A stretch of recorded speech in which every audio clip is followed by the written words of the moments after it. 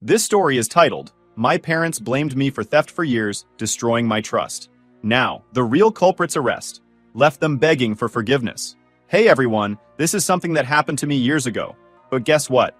My family decided to drag it back into the spotlight recently, so here I am, putting it out there. I've been sitting on this story for so long, and honestly, I still don't even know how to process it. Alright, so here's the deal. I'm 23 now, but this story starts when I was 15. And man, it still messes with my head sometimes. I'm the middle child, sandwiched between my older sister Sarah and my younger brother Liam. Sarah was 17 at the time, always doing the right thing type. She was every parent's dream, responsible, ambitious, the whole 9 yards. Liam was 11, and as the youngest, he was the golden child. He could do no wrong in their eyes, always getting a free pass on everything. And then there was me, the middle kid, just trying to stay out of trouble and make my own way. My parents always said they were all about fairness.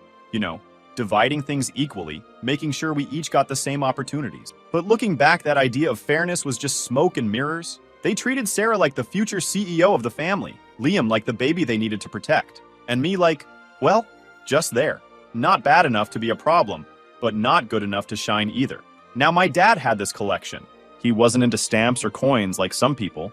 It was pocket knives, baseball cards, and a few autographed baseballs. He had a whole shelf in his bedroom dedicated to these things, like some kind of shrine.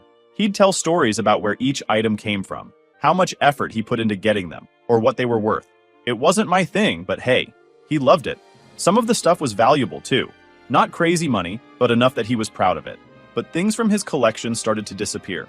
The first thing that went missing was a pocket knife. It wasn't just any knife, it was his favorite. He'd shown it to me before, going on about how it had a unique design, and how he'd traded with a collector to get it. One morning, he noticed it was gone.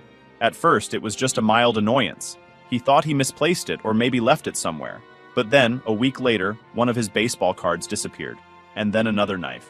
It didn't take long for him to start getting suspicious. He asked all of us about it. Me, Sarah, and Liam. I didn't think much of it at first because, honestly, why would I care? I told him straight up, I haven't seen it. Sarah and Liam said the same. But something about the way he looked at me felt off, like he didn't believe me. Then came the day everything changed. He found one of his missing knives in my room. I'll never forget it. He barged in, holding the knife like it was evidence in a courtroom. "Why is this in here?" he demanded. I just froze. I had no clue how it got there. I told him, "I don't know. It's not mine." But he wasn't buying it. "Don't play dumb," he said. "This is my knife. What's it doing in your room?" From that moment on, I was under a microscope. Every time something went missing, it was automatically my fault. It didn't matter what I said or how much I denied it. They'd already made up their minds. The thing is, I genuinely had no idea how that knife got there. To this day, I don't know if Liam planted it or if it somehow ended up there by accident. But that didn't matter to my parents. To them, the fact that it was in my room was all the proof they needed. And it wasn't just my parents. They started talking about it with the rest of the family. My grandparents, aunts, uncles, cousins, everyone knew. Every time we had a family gathering, it felt like I was under a spotlight. People made comments, sometimes subtle, sometimes not. My uncle once said, "Better keep an eye on your wallet around him," and laughed like it was a joke. My grandma would give me these looks like she couldn't believe I'd turned out this way. At school, things weren't much better. My mom told one of her friends what was going on, and that friend happened to be the mother of a kid I went to school with. You can guess what happened next. It spread like wildfire. Suddenly, kids were whispering about me in the hallways. I'd hear things like, "Isn't he the one who stole from his dad?" I kept my head down, but it wasn't easy. I mean, how do you prove you didn't do something? The more I denied it, the guiltier I looked. It felt like I was trapped in this game where no matter what I did, I couldn't win. Liam, on the other hand, seemed totally unbothered by the whole thing. He was always in the background, playing his games, doing his homework, acting like the innocent kid he was supposed to be. Sarah stayed neutral, not wanting to get involved, which hurt in its own way. I thought maybe she'd stick up for me, but she didn't. She just kept her distance, like the whole thing was beneath her. The worst part wasn't even the accusations. It was the way it made me feel about myself. I started to doubt everything. I'd keep replaying every interaction in my head, trying to figure out if I'd done something to deserve this. I even wondered if I was somehow stealing in my sleep or forgetting about it. I know how crazy that sounds, but when everyone around you treats you like a thief, it messes with your head. My parents kept saying, "We're just trying to help you learn from your mistakes." But what mistakes? I didn't do anything. At least, I didn't think I did. The lines between what I knew and what they believed started to blur. I began to isolate myself.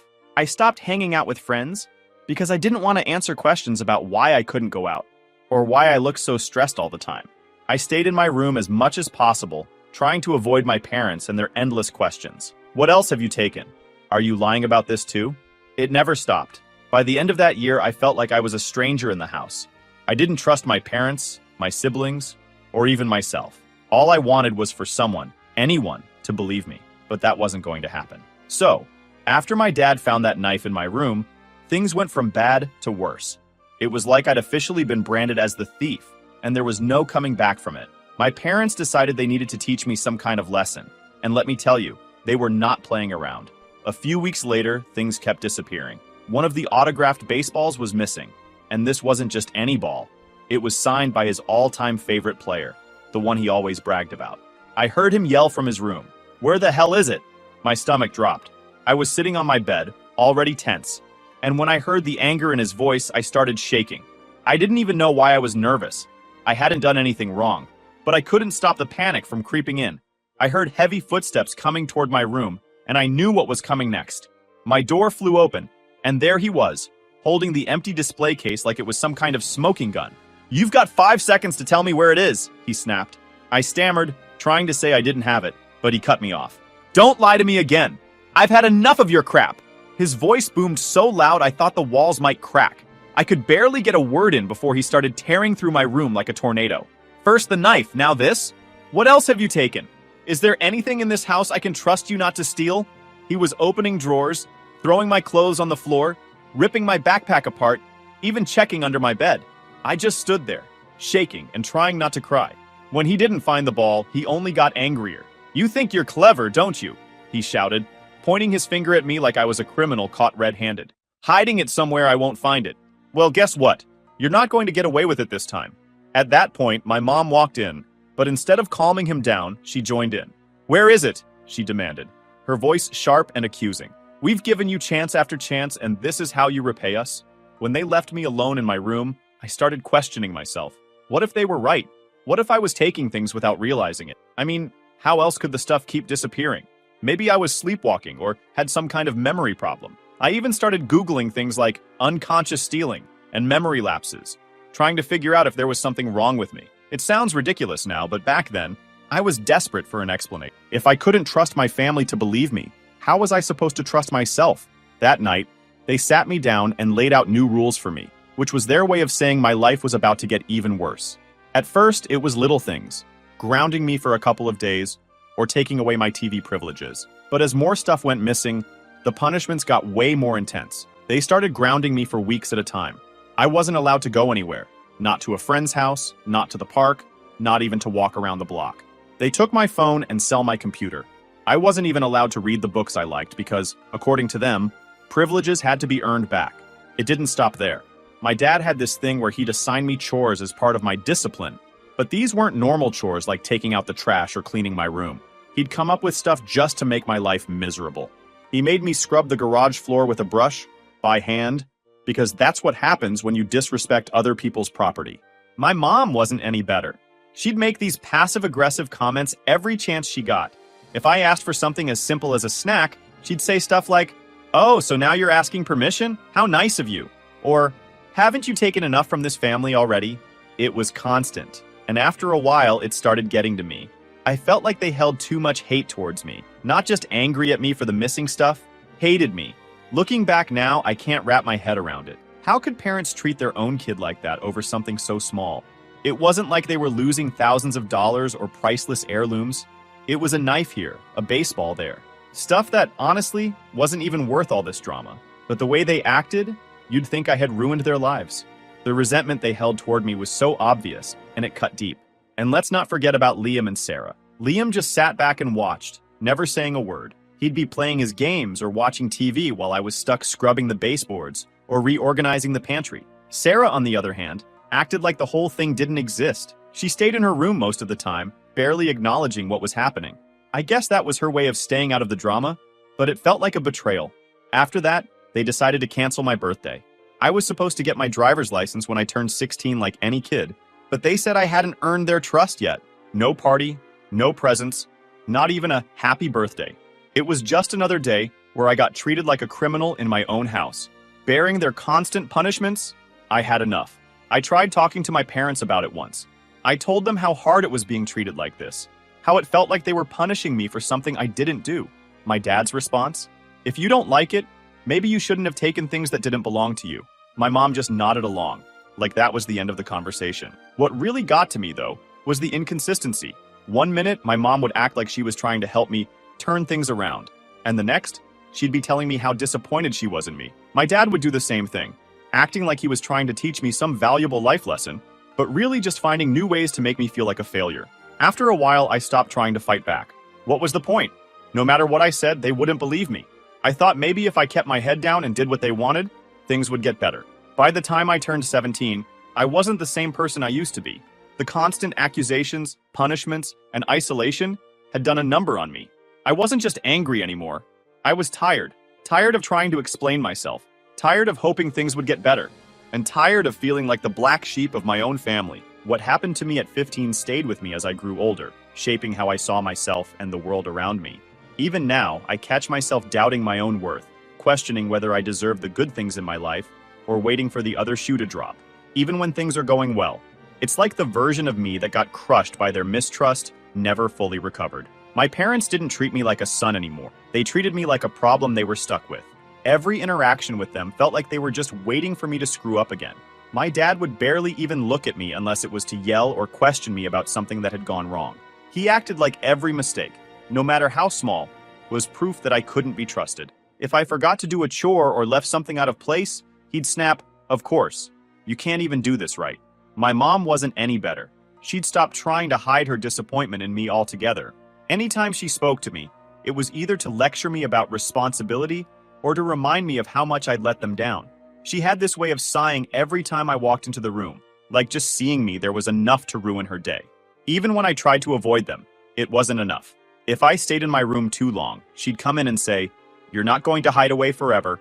That's not how you fix things." But when I did try to engage, it only gave them more chances to remind me how much they didn't trust me. They also stopped giving me any benefit of the doubt. If something went missing, even something small like a pair of scissors or a pack of batteries, the blame automatically landed on me. My dad would say, "Let me guess, you have no idea where it went," with that tone that made it clear he thought I was lying. It didn't matter how many times I denied it or how logical my argument was. They'd already decided I was guilty. The worst part was the constant anxiety.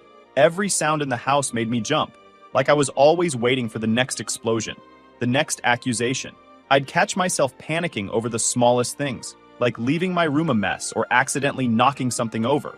Even when I wasn't being yelled at, my brain would convince me that I was about to be. It was like walking on a tightrope, except I didn't know when or if I'd fall. It's weird how quickly you adapt to stuff, even when it's unfair. I stopped expecting fairness or even kindness from my parents. Instead, I just kept my head down and tried to avoid any situation where they might start another fight. I'd stay in my room most of the time, only coming out when I had to eat or do one of the endless chores they assigned me. So, fast forward a few years. I'm 23 now, living on my own, doing my thing. I moved out right after I turned 18 and never looked back. I'd barely talked to my family since then. Maybe a quick text here or there during the holidays, but that was it. For the most part, I kept my distance. Then, one random afternoon, my phone rang. It was my mom. Honestly, I almost didn't pick up. We hadn't had a real conversation in years, and I wasn't in the mood to fake a polite chat. But something told me to answer, so I did. Right away, I knew something was off. Her tone wasn't the usual casual I was used to. It was hesitant, almost shaky. "Hi, sweetie," she started. "I hope you're doing well. I need to talk to you about something." I didn't say much, just a quick, "What's up?" because I honestly had no idea where this was going.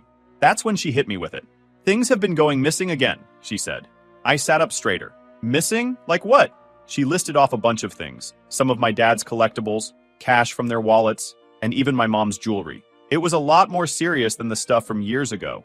"But," she continued, "this time we knew we had to be sure before we accused anyone." That's when I realized where this was headed. I swear my heart stopped for a second. Were they about to drag me back into this mess? Were they seriously calling me to blame me for stuff I wasn't even there to take? But then she said something that threw me. "Your dad set up cameras in the house," she said. "And we caught Liam, my younger brother." the golden child, the one who could do no wrong. I couldn't even process what she was saying at first. Wait, what? I finally managed to get out. She went on to explain.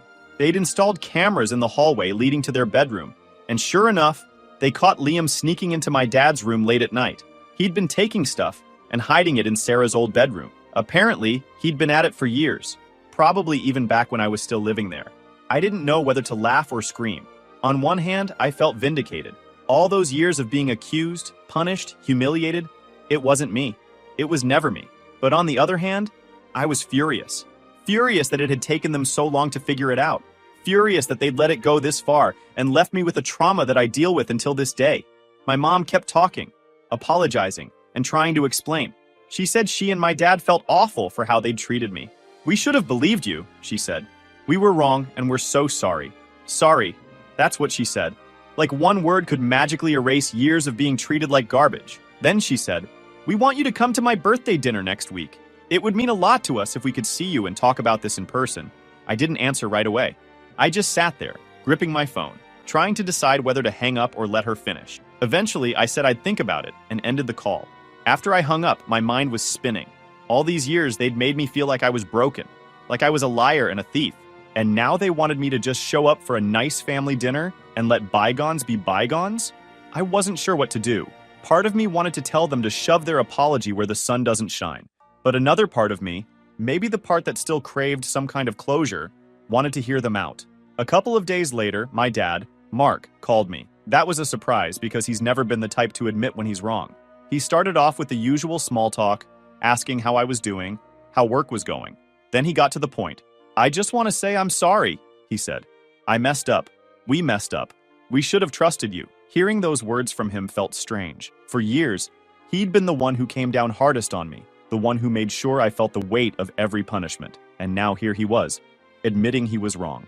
But then he said something that really threw me. "We're going to make it up to you. We're planning something special, and I think you'll like it." I asked what he meant, but he just said, "You'll see," and left it at that. In the days leading up to my mom's birthday, I kept going back and forth on whether I should go. I didn't want to forgive them. Not yet, anyway. But I was curious to see what they had to say, what they were willing to do to make things right. At the same time, I couldn't shake the anger. All those years, they'd treated me like a criminal while Liam got away with everything. And now that the truth was out, they expected a quick apology to fix everything? It wasn't that simple. When the day of the dinner came, I still hadn't made up my mind.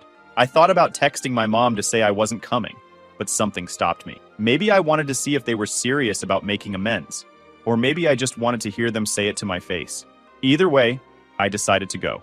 So, I showed up to my mom's birthday dinner, and let me tell you, I wasn't exactly thrilled to be there. I hadn't seen most of my family in years, and now I was supposed to sit at the same table with them, like everything was fine. The dinner was at some fancy restaurant, the kind of place my parents wouldn't normally go to, unless it was for something big. My mom greeted me at the door like nothing had ever happened. "I'm so glad you came," she said, smiling like she didn't spend years treating me like a thief. My dad was already at the table, giving me this awkward nod, which I guess was his version of being apologetic. The first half hour was weird. My parents tried to keep things light, small talk, asking about work, pretending they cared about my life now.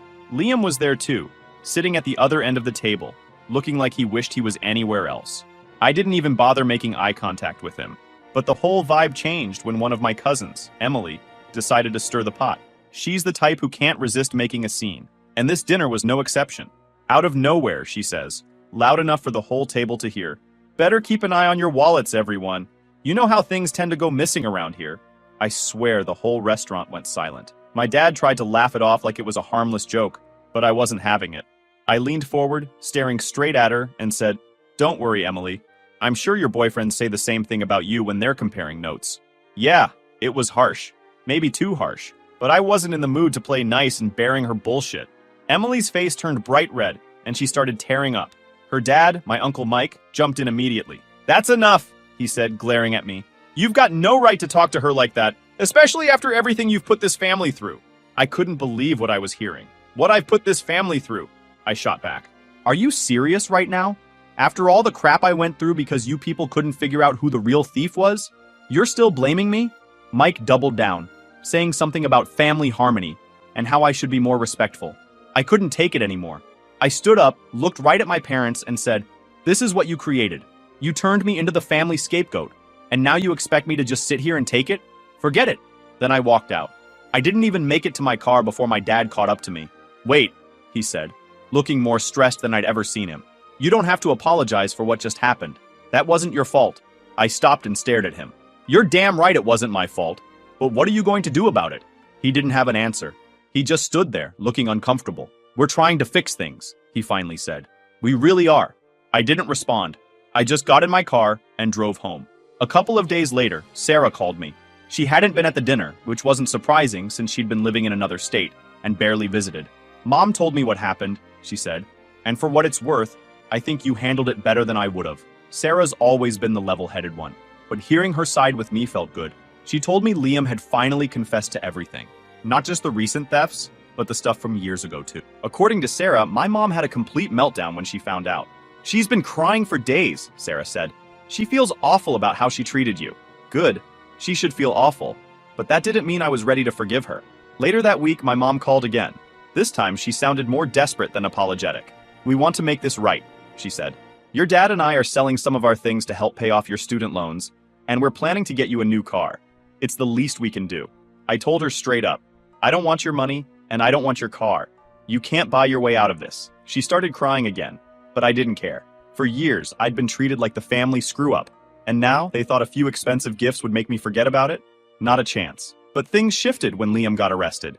He'd stolen my grandpa's truck and crashed it into a streetlight about 2 miles from their house. The truck was totaled, and my grandparents were furious. They kicked him out and refused to let him come back until he paid for the damage. My parents canceled Liam's college fund to help cover the costs. That's when I found out they'd planned to use part of that money to buy me the car they'd been talking about. The irony was almost funny. When my dad called to tell me about it, he sounded more defeated than I'd ever heard him. "We've made so many mistakes," he said. "I don't expect you to forgive us, but I hope you'll at least let us try to make things right." I didn't know what to say. I kind of wanted to believe him, to give them a chance to fix things. But the other part of me, the part that had spent years being blamed, punished, and humiliated, wasn't ready to let it go. I told him I'd think about it, but deep down, I already knew my answer. After everything that happened, the dinner, the arguments, the endless calls from my parents, I was done. Done with the apologies, done with their guilt trips, and done pretending like this was something that could be fixed. I gave it a lot of thought over the next few weeks. Every time my phone buzzed, I'd feel that pit in my stomach, knowing it was probably my mom or dad trying to check in again. I didn't answer most of the time. What was the point? They always said the same things. "We're sorry.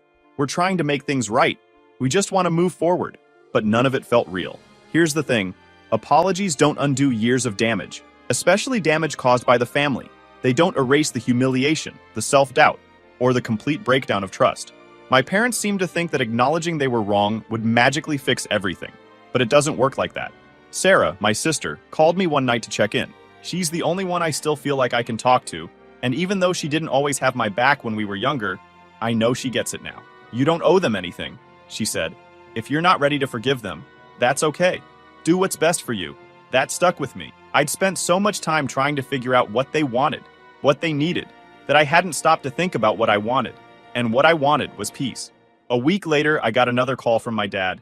This time, he wasn't making excuses or trying to guilt me into forgiving him. He sounded tired, almost defeated. "Liam's still being held," he said. "The charges for stealing the truck and the damage he caused are serious. Your grandparents are refusing to help, and honestly, I can't blame them." He went on to explain that they'd decided not to intervene this time. "He needs to face the consequences," my dad admitted. "Maybe this will finally wake him up. We've tried everything else, and it clearly hasn't worked." There was a heaviness in his voice, like he couldn't believe it had come to this. He shifted the conversation back to me. "We're trying to rebuild the family," he said. "We want you to be part of that process. We'll do whatever it takes to make things right with you." I didn't say much in response. I just let him talk. When he finished, I said, "I'm glad you're trying to fix things, but I'm not ready to be a part of it. I need time. Maybe a lot of it." He sighed. "I understand," he said. "Just know that the door is always open if you change your mind." Around the same time, my mom sent me a long email. It was the first time she'd really put everything into words, and I could tell she meant it. She apologized for the years of mistrust, for not defending me, for letting things get as bad as they did. She admitted that they'd failed as parents, and that they didn't know how to make up for it. I appreciated the effort, But the damage was already done. I'd spent years trying to make them see me for who I really was. And now that they finally did, it didn't change the fact that they'd already broken me. The truth is, I don't know if I'll ever forgive them. Do I let go of all the anger and move forward? I honestly feel like I've been so much better off without their constant drama. Since leaving, I've built a life for myself that felt lighter, freer, and honestly, more at peace. I don't know how they crawled back to my life again. I'm exhausted just thinking about going back into that dynamic, even if they're trying to change. For now, I'm staying where I am, on my own, figuring out what I really want. I'll keep you all updated if anything changes, but for now, this is where I'm at. Final update. Hey everyone! It's been a while since I last shared what was happening, and things have taken a turn. After everything that's gone on with my family, I finally hit my breaking point. So, Liam ended up getting out of his arrest. My parents apparently scraped together enough to help him post bail, and the court let him off with probation, since it was his first major offense. But even though he's out, he's still in trouble.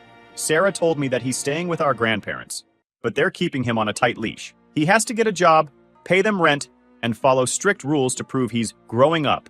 You'd think after all of that, he might show some remorse or try to change, but no. According to Sarah, Liam's been sneaking money from my parents' emergency savings account to buy video games and snacks. It's not as dramatic as stealing a truck, but it's enough to make me realize that nothing has changed. Meanwhile, I couldn't help but compare. I was cast out for years over something I didn't even do, and here they were bending over backward to give Liam chance after chance. When it came to me, their solution was to treat me like dirt until I left. But for Liam, they couldn't bear to cut him off, no matter how much damage he caused. That's when I made my decision. I sat down one night and wrote out a message to my parents. I kept it short and direct. No long explanations, no arguments, just the truth. I basically sent, "I appreciate the effort you've made to apologize and make things right. I really do. But the truth is, I don't think I can ever fully trust you again. The way you treated me for all those years, assuming the worst, punishing me, isolating me, it's something I can't just forget. I need to move on with my life, and that means cutting ties for now. Maybe someday I'll feel differently, but right now, I need space. Please don't contact me anymore. I'll reach out if and when I'm ready. Take care." Sarah called me the next day, and I told her what I'd done. She didn't judge me or try to talk me out of it. "I get it," she said. "You have to do what's right for you." That was the most validating thing I'd heard in a long time. Liam never reached out. Not that I expected him to. From what Sarah told me, he's been acting like nothing is his fault, which doesn't surprise me one bit. It's just who he is. It's been a few months now since I sent that message, and honestly, I feel good about my decision. Cutting ties wasn't easy, but it was necessary. For the first time in a long time, I feel like I can breathe. I've been focusing on my own life. It's not perfect, but it's mine, and that's what matters. My parents still have a lot of work to do if they ever want a real shot at rebuilding our relationship. Saying sorry isn't enough. They'll have to prove they've changed, and I'm not holding my breath. For now, I'm done being the scapegoat, the target, or the project they think they need to fix. Sometimes, walking away is the only way to heal. And for me, it was the only choice I had left. Thanks for sticking with me through this. And I'll let you know if there are any updates in the future. For now, I'm focusing on living my life drama-free.